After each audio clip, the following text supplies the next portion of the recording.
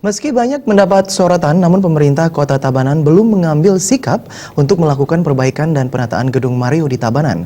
Hal ini tentunya sangat disayangkan karena selain untuk pementasan, berbagai aktivitas seni juga memiliki nilai historis tentang sejarah seorang seniman Tabanan yang melegenda.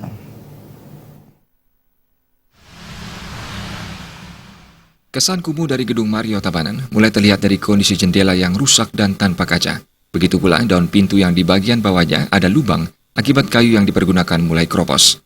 Selain kondisi gedung yang sudah tua, juga diperparah dengan minimnya penataan dan kebersihan di kawasan tersebut. Bahkan tanaman hias dan rumput di sisi timur pintu masuk Gedung Mario tumbuh liar, sehingga menambah kesan kumuh.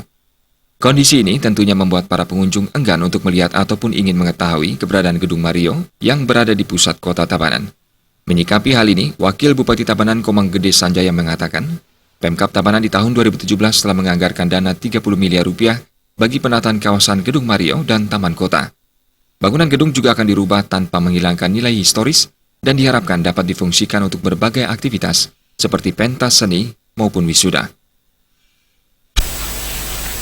Untuk Gedung Mario, gedung kesenian, karena itu gedung yang mungkin dari pertama kali dibangun sampai sekarang belum pernah tersentuh untuk perbaikannya. Kalau ingin menjadi bagus, ruang publik yang memang fungsinya untuk sosial, masyarakat, dan untuk gedung kesenian, Gedung Mario sama Taman Kota itu kurang lebih kita anggarkan di tahun 2017 ini kurang lebih 30 miliar.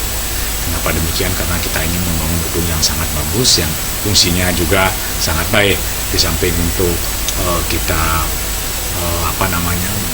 sebagai wahana tempat berkumpul bagi seniman-seniman yang ada di Tabanan, juga fasilitas itu kami juga pergunakan untuk bagaimana nanti bisa masyarakat kita menggunakan untuk umpamanya ada acara resepsi. Kumuhnya kondisi kawasan Gedung Mario juga menimbulkan pertanyaan dari masyarakat terkait sejauh mana komitmen menjaga dan melestarikan seni dan budaya Bali. Terima aja Bali TV.